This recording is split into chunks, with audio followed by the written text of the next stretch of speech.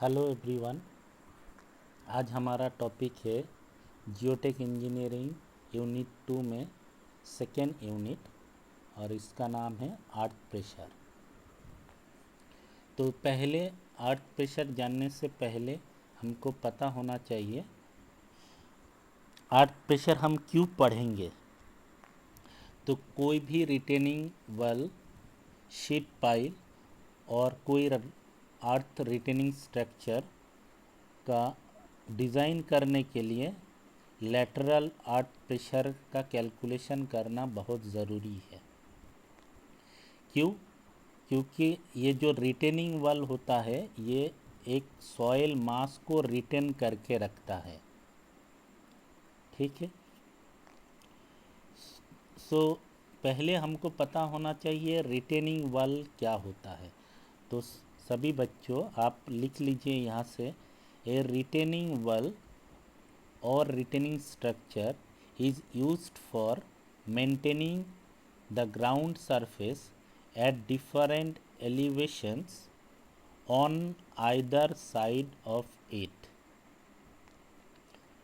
So इसका मतलब retaining wall और रिटेनिंग स्ट्रक्चर क्यों यूज़ किया जाता है, ये दो ग्राउंड सरफेस के बीच में डिफरेंट एलिवेशन को मेंटेन करने के लिए रिटेनिंग वॉल यूज़ करते हैं। तो मान के चलिए एक स्लोप है, हिली एरिया में एक स्लोप है। तो आप देखे होंगे हिली एरिया में स्लोप के साइड से जो रोड होता है, रोड को काट के बनाया जाता है। ठीक है। और रोड के साइड में जो वॉल रहता है वो एकदम वर्टिकल सीधा सीधा रहता है। तो वो क्या करता है, उस वर्टिकल वॉल के पीछे में जो रॉक होता है, सॉइल होता है, उसको रिटेन करके रखता है। तो इसीलिए इसको बोलते हैं रिटेनिंग वॉल। तो क्या करता है, ये जो रिटेनिंग वॉल का ऊपर का जो हाइट है और नीचे का जो रोड का हाइट है, दोनों का एलिवेशन अलग अलग है, ये दोनों मेंटेन कर रहा है। ठीक है। अब जो मटेरियल रिटेनिंग वॉल सपोर्ट करता है उसको बोलते हैं बैकफिल। तो यहाँ से आप सेकेंड लिख लीजिए, सेकेंड 2 नंबर का क्वेश्चन के लिए, द मटेरियल रिटेन्ड और supported by the structure is called backfill which may have its top surface horizontal और इंक्लाइन। ठीक है। वो जो बैकफिल होता है उसका जो टॉप सरफेस वो चाहे तो हॉरिजॉन्टल भी हो सकता है, चाहे तो इंक्लाइन भी हो सकता है। तो अगर इंक्लाइंड होगा तो जो एंगल बनता है उसको बोलते हैं surcharge angle beta. Okay. Next हम पढ़ेंगे प्लास्टिक इक्विलिब्रियम क्या है और इसमें एक्टिव एंड पैसिव स्टेट क्या है। ठीक है। तो आप हेडिंग दे दीजिए, plastic equilibrium in soils, active and passive states. तो इसमें क्या बोला है, जब कोई बॉडी जस्ट फेल्योर होता है, जस्ट फेल्योर होता है, तो फेल होने से पहले जो इक्विलिब्रियम कंडीशन में रहता है उसको बोलते हैं प्लास्टिक इक्विलिब्रियम। तो यहाँ से आप कॉपी में लिख लीजिए, क्योंकि ये 2 नंबर क्वेश्चन में बहुत आता है, व्हाट इज प्लास्टिक इक्विलिब्रियम। लिखिए, a body of soil is said to be in plastic equilibrium if every point of it is on the verge of failure. मतलब जस्ट फेल्योर होने वाला है। ठीक है। Full stop.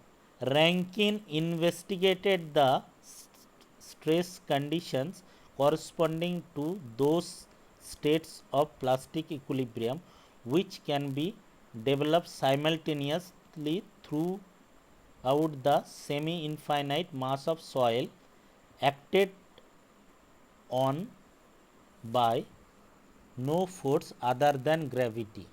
मतलब क्या है, वहाँ पे जो भी फोर्स जनरेट होता है वो ग्रेविटी के कारण ही होता है, मतलब वहाँ पे जो सॉइल मास होता है उसी के कारण होता है।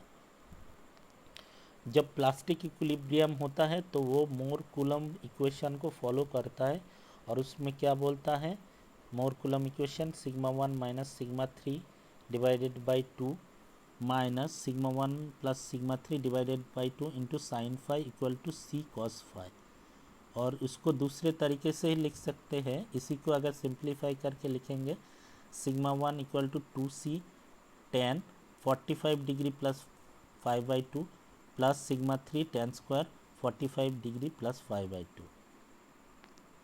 ओके, और ये दूसरा तरीका लिखने का क्या है, sigma 1 equal to 2c root over N five plus sigma 3 N five बराबर क्या है, टेन स्क्वायर 45 डिग्री प्लस 5/2, इसी को बोलते हैं फ्लो वैल्यू। तो यहाँ पे, यहाँ तक आपको पूरा समझ में आ गया। तो यहाँ पे क्या क्या इम्पोर्टेंट है, तो पहला है रिटेनिंग वॉल क्या होता है, उसके बाद नेक्स्ट क्वेश्चन है बैकफिल क्या होता है, उसके बाद सरचार्ज एंगल बीटा क्या होता है। नेक्स्ट हम पढ़ रहे थे प्लास्टिक इक्विलिब्रियम क्या होता है, और उसमें एक्टिव एंड पैसिव केसेस क्या है। ठीक है, यहाँ तक सबको समझ में आया, आप सभी नोट कर लिख लीजिए।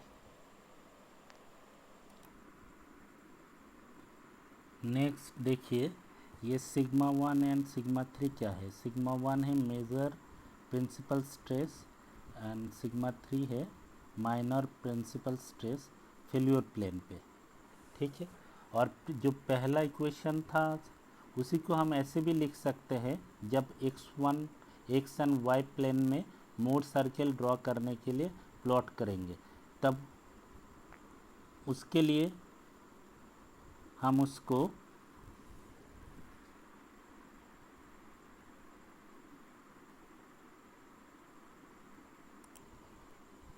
देखिए, यहाँ पे sigma Z minus sigma X by 2 whole square plus tau X Z square minus sigma Z plus sigma X by 2 sine phi equal to C cos phi. ये सिग्मा एक्स क्या है, ये मान के चलिए एक्स डायरेक्शन है, ये Z direction है।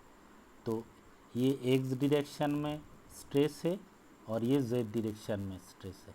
ठीक है, तो ये मोड सर्कल का इक्वेशन है।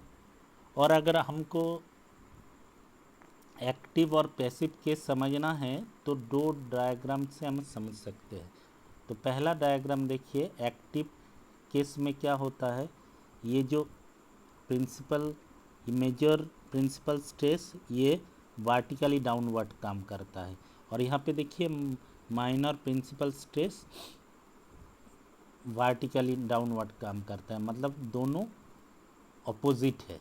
ठीक है, और इसको अगर मोड सर्कल में हम दिखाएंगे तो ये है एक्टिव केस के लिए, ये पैसिव केस के लिए। यहाँ तक सबको समझ में आया। तो यहाँ पे आपको क्या लिखना है, यहाँ पे डायरेक्ट इस इक्वेशन को लिखना है, फिर इसको आप छोड़ दीजिएगा। ठीक है, फिर ये दोनों डायग्राम में, तो ये डायग्राम में आप क्या देख पा रहे हो, ये जो एंगल है, ठीक है, जो फेल्यूर एंगल है 45 डिग्री प्लस 5/2 है, और major principal stress vertically downward काम करता है, और यहाँ पे जो फेल्यूर एंगल है 45 डिग्री माइनस 5/2, और यहाँ पे जो आप देख रहे हो minor principal stress vertically downward काम कर रहा है। ठीक है, तो पूरा अपोजिट केस है। तो ये है एक्टिव केस में स्लिप लाइंस, और ये है पैसिव केस में और ये है मोड सर्किल। तो इसको ड्रॉ कर लीजिए आप अपने कॉपी में। ठीक है, नेक्स्ट आपको देखना है इसके बीच रिलेशन क्या है। ठीक है, देखिए हमारे पास इक्वेशन था sigma 1 equal to 2c tan alpha plus sigma 3 tan square alpha. अगर हम मान ले कोहेशन लेस सॉइल है, मतलब 2c 0 है, सी ज़ीरो है, तो इक्वेशन क्या बन जाएगा, sigma one equal to sigma three tan square alpha. देखिए यहाँ पे यही लिखा है, ठीक है। तो ये जो sigma one by sigma three क्या हो जाएगा, टेन स्क्वायर 45 डिग्री प्लस 5/2। तो ये जो sigma one by sigma three, इसी को बोलते हैं कोफिशिएंट ऑफ अर्थ प्रेशर के, ठीक है। तो अगर एक्टिव केस में देखेंगे, देखिए यहाँ पे,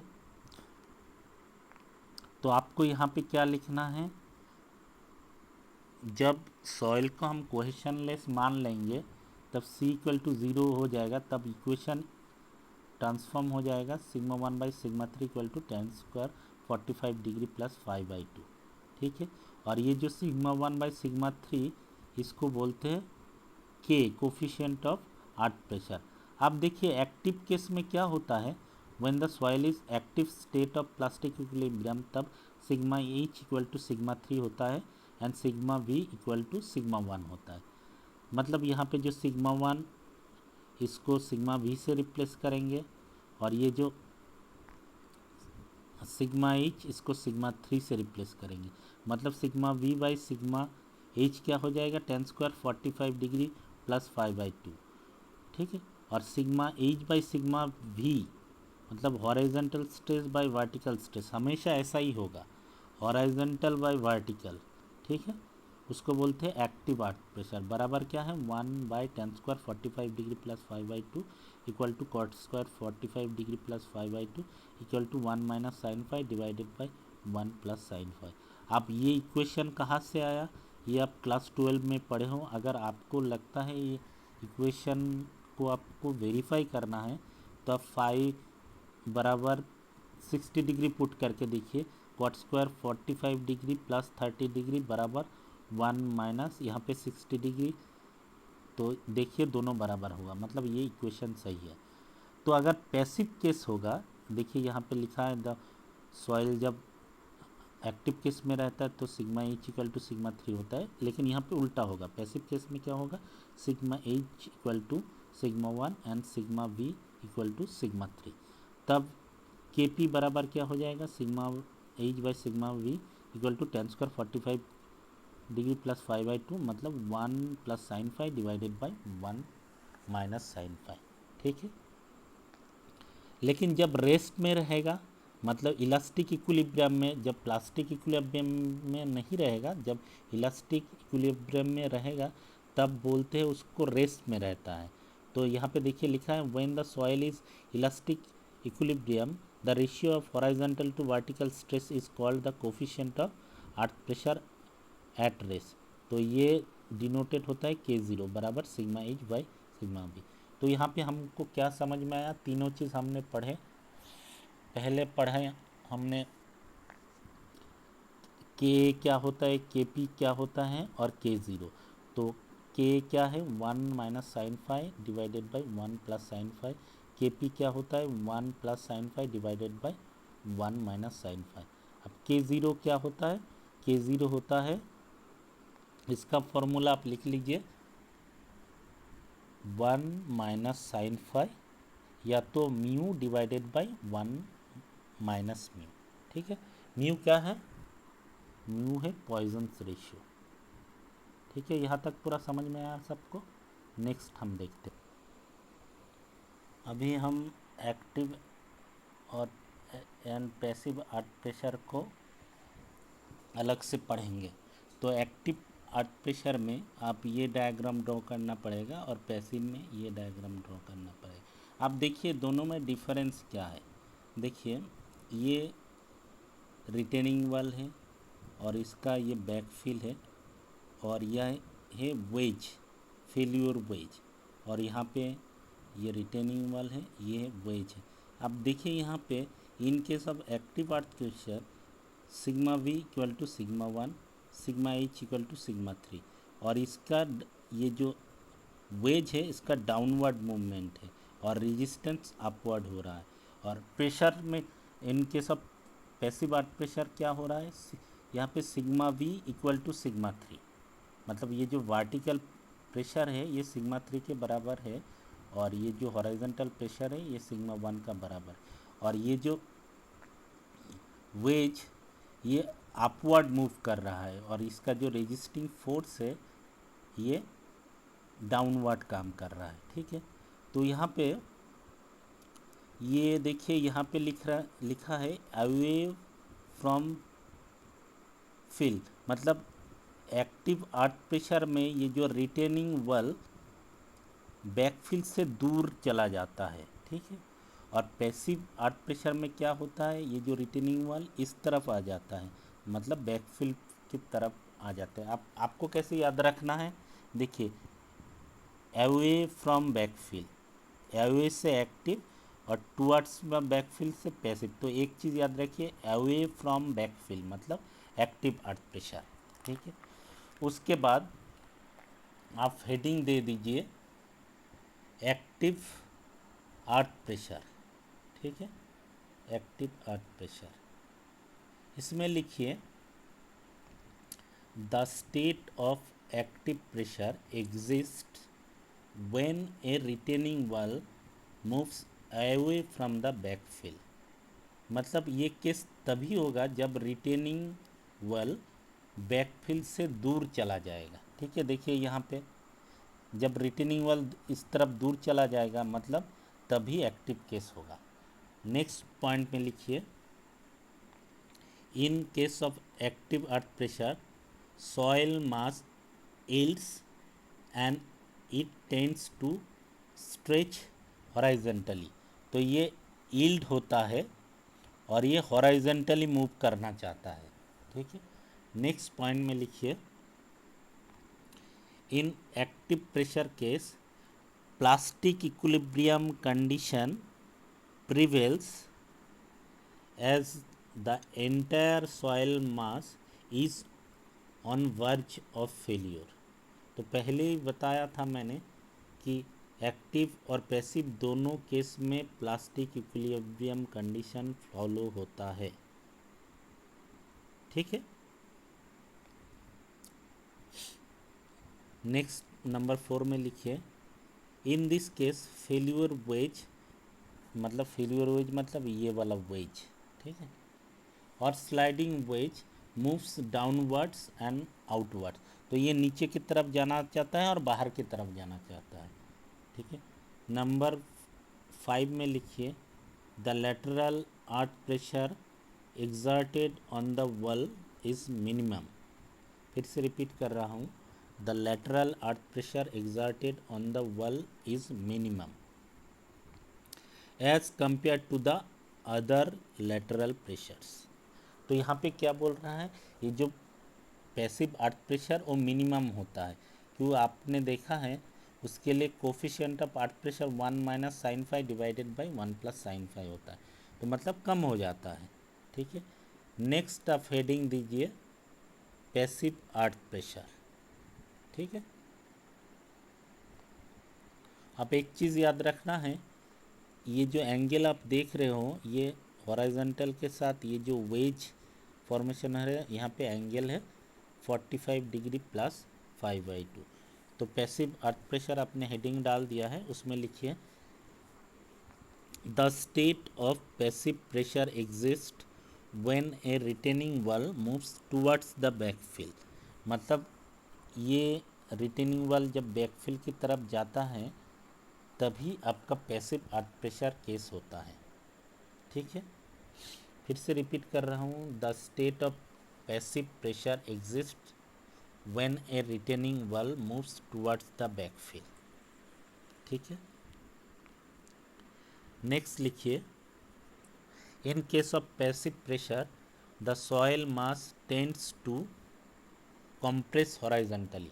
अब देखिए यहाँ पे है बैकफील्ड और ये जो रिटेनिंग वॉल इस तरफ जा रहा है, मतलब यहाँ पे जो सॉइल है वो कंप्रेस होगा। ठीक है ना, तो यही बोलना चाहता है, मतलब ये जो सॉइल है अगर यहाँ से प्रेशर अप्लाई होगा तो वो कंप्रेस होगा। नेक्स्ट पॉइंट में लिखिए in case of passive pressure plastic equilibrium condition prevails. फिर से रिपीट कर रहा हूँ इन case of passive pressure plastic equilibrium condition prevails. ठीक है, मतलब पैसिव अर्थ प्रेशर के लिए भी प्लास्टिक इक्विलिब्रियम कंडीशन फॉलो करता है। नेक्स्ट नंबर पॉइंट, सिमिलरली पहले जैसा ही होगा लेकिन उल्टा होगा। लिखिए, in this case failure wedge और sliding of the well sliding of the wall wall is maximum as compared to other lateral pressure। मतलब इसमें क्या होता है, वो जो प्रेशर होता है मैक्सिमम होता है। ठीक है, क्योंकि आपने देखा है पैसिव अर्थ प्रेशर कोफिशिएंट क्या होता है, 1 plus sine phi divided by 1 minus sine phi. और यहाँ पे याद रखना है ये हॉरिजॉन्टल के साथ ये जो एंगल होता है ये 45 डिग्री माइनस 5/2। ठीक है, तो ये था एक्टिव अर्थ प्रेशर और ये पैसिव अर्थ प्रेशर। ठीक है, अब देखिए पहले जो हमने पढ़े थे के एन के पी, अगर उसी को हम इफेक्टिव स्ट्रेस टर्म पे लिखते तो ये हो जाता 1 minus sine phi dash divided by 1 plus sine phi dash, और ये हो जाता 1 plus sine phi dash divided by 1 minus sine phi dash. ठीक है, नेक्स्ट टॉपिक लिख लीजिए, अर्थ प्रेशर एट रेस्ट। आप देखिए अर्थ प्रेशर एट रेस्ट क्या होता है, मतलब जो पहले हमने देख रहे थे retaining wall towards the backfill हो रहा था या बैकफिल से दूर जा रहा था, यहाँ पे ऐसा कुछ नहीं होगा, वो वहीं पे रहेगा और रेस्ट कंडीशन रहेगा, मतलब वहाँ पे इलास्टिक इक्विलिब्रियम कंडीशन को फॉलो करेगा। तो अगर इलास्टिक इक्विलिब्रियम कंडीशन को फॉलो करेगा तो लेटरल कोई मूवमेंट नहीं होगा, तो लेटरल मूवमेंट नहीं होगा तो लेटरल स्ट्रेन ज़ीरो होगा। कोई चीज़ मूव नहीं कर रहा है मतलब वहाँ पे स्ट्रेन ज़ीरो है। और आपको पता है एप्सिलॉन एच मतलब लेटरल स्ट्रेन का फॉर्मूला होता है 1 minus E in bracket sigma H minus mu sigma H plus sigma V bracket close. अगर ये ज़ीरो होगा, ये टोटल ज़ीरो एप्सिलॉन एच बराबर जीरो होगा, तो हम इसको लिख सकते हैं, यहाँ पे देखिए ये इधर आके sigma H minus mu sigma H plus sigma B, ये ज़ीरो होगा तो ये सिग्मा एच बराबर हो जाएगा mu into sigma H plus sigma B. और यहाँ से हम क्या लिख सकते हैं, sigma H by sigma V equal to K zero equal to mu divided by 1 minus mu. आप सॉल्व करके देखेंगे यही आएगा। तो ये जो mu divided by 1 minus mu इसको बोलते हैं के ज़ीरो। ठीक है, coefficient of earth pressure at rest. ठीक है, अब देखिए ये जो हमको कोई भी पॉइंट में जेड डेप्थ में अगर अर्थ प्रेशर एट रेस्ट निकालना है कोई भी पॉइंट, तो यहाँ पे क्या लिखा है, lateral earth pressure sigma H at rest बाइस। अब देखिए ये जो सिग्मा एच है ना, हमने पढ़ रहे थे यहाँ पे sigma H equal to sigma V into K zero, तो ये सिग्मा एच क्या है, हॉरिजॉन्टल काम करता है तो इसको पी ज़ीरो लिखा जाता है, तो हॉरिजॉन्टल को पी ज़ीरो लिखा जाता है। ठीक है, अगर अर्थ प्रेशर एट रेस्ट होता है तो पी ज़ीरो बराबर क्या आ जाएगा, के ज़ीरो इंटू सिग्मा वी। अब सिग्मा वी बराबर क्या होता है हमको पता है, गामा इंटू जेड। कोई जेड डेप्थ, अब क्या है ये कोई भी डेप्थ जेड के लिए है। ठीक है, तो और ये small P zero equal to K zero into gamma into Z. अब ये क्या है, प्रेशर डिस्ट्रीब्यूशन डायग्राम हम ड्रॉ करेंगे, नेक्स्ट पेज में हम देखेंगे। तो जब जेड ज़ीरो होगा, मतलब जेड ज़ीरो मतलब एकदम बैकफिल के ऊपर में, तब क्या होगा, ये जो के ज़ीरो गामा जेड ज़ीरो मतलब इसका वैल्यू ज़ीरो होगा, और सबसे जब जेड इक्वल टू एच हो जाएगा तब हो जाएगा मैक्सिमम। तो अगर हम इसको इंटीग्रेशन करके टोटल, ये देखिए ये है कैपिटल पी ज़ीरो, तो इसका इंटीग्रेशन करके आएगा 0 टू एच के zero gamma Z D Z, तो ये आ जाएगा हाफ के ज़ीरो गामा एच स्क्वायर।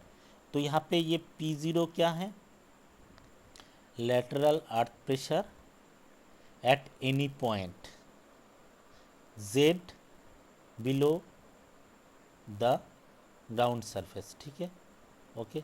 और ये P0 क्या है, टोटल लैटरल अर्थ प्रेशर, मतलब वहाँ पे सारे जगह पे टोटल बैकफिल में कितना है, वो है half K0 gamma H square. तो आपको क्वेश्चन में समझना है, अगर आप क्वेश्चन पढ़ेंगे तो आपको समझना है कि आपको सिंपल लैटरल अर्थ प्रेशर पूछा है या टोटल लैटरल अर्थ प्रेशर पूछा है, ठीक है। अब क्वेश्चन देख के आपको समझना पड़ेगा। तो इस यहाँ पे हमने क्या सीखा है, lateral earth pressure at rest और अर्थ प्रेशर एट रेस्ट, इसका फॉर्मूला कोई भी पॉइंट में होता है P0 इक्वल टू के ए इंटू गामा जेड, और इसी को हम देखेंगे total earth pressure equal to half K0 gamma H square. तो यहाँ तक आपको समझ में आया है, आप ये पूरा नोट कर लीजिए।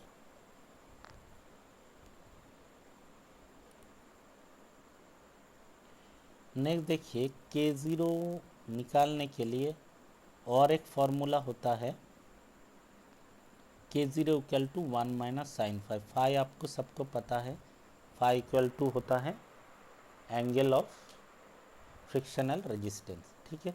अब एक न्यूमेरिकल हम करते हैं, आप न्यूमेरिकल लिख लीजिए।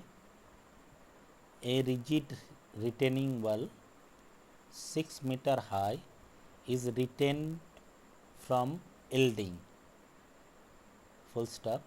The backfill consists of questionless soil having phi equal to 26 degree and gamma equal to 19 kilonewton per meter cube, full stop. Compute the total earth pressure per meter length of the wall, ठीक है। देखिए यहाँ पे दिया हुआ है total earth pressure, तो आपको समझ में आया, कुछ भी हो जाए आपको कैपिटल P0 निकालना है। अब देखिए यहाँ पे आपको कैसे समझना है, इस क्वेश्चन में दिया है rigid retaining wall 6 metre high is restrain from yielding, मतलब यील्डिंग नहीं हो रहा है, मतलब ये कौन सा केस होगा, अर्थ प्रेशर एट रेस्ट। तो यहाँ पे आपको कैपिटल P0 निकालना है, जिसका फॉर्मूला है half K0 gamma H square, ठीक है। तो आप इसी न्यूमेरिकल को एग्ज़ाम में आएगा तो कैसे करना है, पहले गिवन डेटा में लिखना है, पहले से स्टार्ट करते हैं, height of the retaining wall 6 metre, ठीक है, इन ब्रैकेट में कैपिटल H लिख के लिखिएगा। नेक्स्ट